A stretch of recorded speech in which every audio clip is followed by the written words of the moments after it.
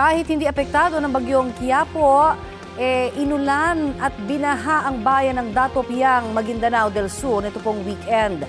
Halos abot dibdib na ang tubig na nagpalubog sa lugar. Umapaw kasi ang Rio Grande de Mindanao at Pulangi River dahil sa maulang panahon dulot po ng habagat na nahatak ng bagyong Quiapo o kaya ng mga local thunderstorm. Bumisita ang mga parasocial worker ng local government para magsagawa ng assessment at profiling sa mga pamilyang naapektuhan ng pagbaha.